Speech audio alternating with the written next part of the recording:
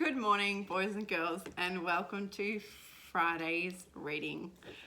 I'm smiling because I've just been having a conversation with my son about something funny that's just happened in one of the videos that he has watched. And I've just said that it's just such a weird, strange thing that we're doing at the moment with this homeschooling isolation. And I just wanted to say you guys are all doing such a fabulous job, and your mums and your dads and your nans and your pops and everyone that's helping, and Mrs. Cope, and today is Principal's Day, so we should give a big woohoo for Miss Cope because she's amazing. Anyway, today's reading lesson, you're going to be watching another BTN episode. It's about sustainability. And then you're going to be answering some questions about, listen to this, worm we. That's right, I said it, worm we.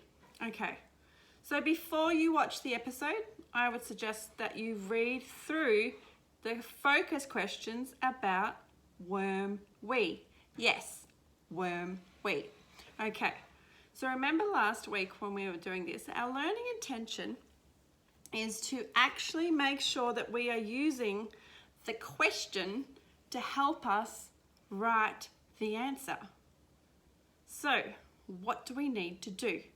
Well, I've got an example question here. It's got nothing to do with worm we, but I'm just using this question to help you make sure that you are answering your questions in complete sentences and using the key parts of the question in your answer when you write it.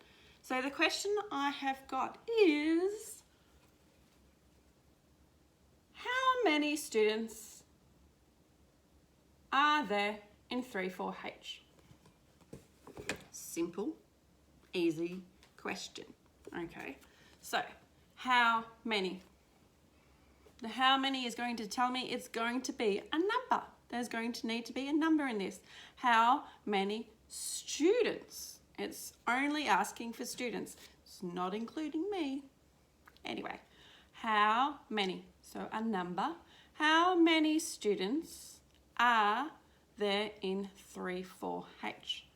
Okay, so I know how many students there are, but right next to me, I've got one of the roles. So I'm finding my information, which you will do in the video. 3-4H, there are 27 students. Okay, so that's my how many. There's 27 students, but we're looking at how to write our answers in complete sentences using the question to help us. So I'm going to get a different colour now, and I'm going to underline some really important words here. So, students, we want to know how many students, not including the teacher. How many students are there in 3-4H? So they're two important parts that I need to include in my answer. So I'm like, I haven't got a stand like Miss Coleman. I can't move my phone around. I haven't got that good yet. I'm still trying. Anyway, I'm going to write my answer. I can't show you when I'm writing it, sorry. I will get better. Okay, so how many students are there in 3-4H?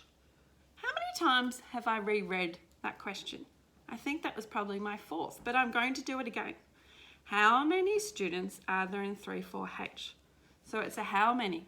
I have my information. I know there's 27 students in 3-4H, but when I write my answer, it needs to be in a complete sentence. So that if Mr. Field was to read my answer, he would know what the question was without looking at the question.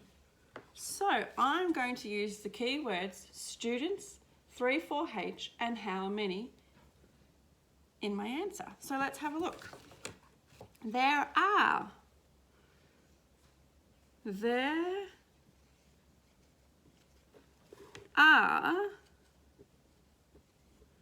27 27 students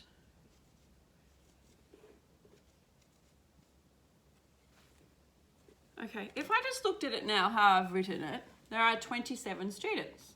Okay, there are 27 students. Yes, there are 27 students in 3-4H. But if I covered that across, there are 27 students. Well, there's 27 students at Tooradin Primary School. There's 27 students in my son's class at Mount Martha Primary School. There's 27 students in the dance class around the corner. I need to make sure that I've put in the information from the answer to make sure that my reader knows what I'm on about. Okay, I need more detail in my answer.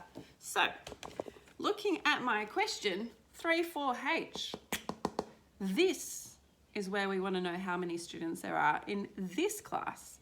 So, students, not including me, and in my class, 3-4H. This important part must be written in my answer. Let's try again. Okay, how many students are there in 3-4H? There are 27 students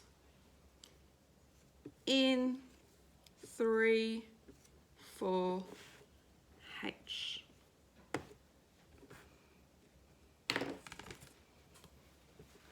There are 27 students in 3-4H.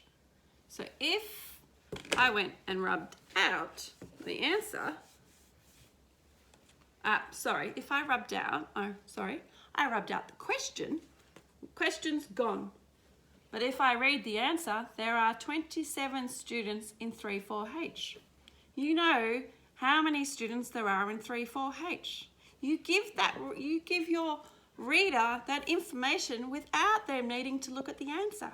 That's what you guys need to do today. Good luck. Bye.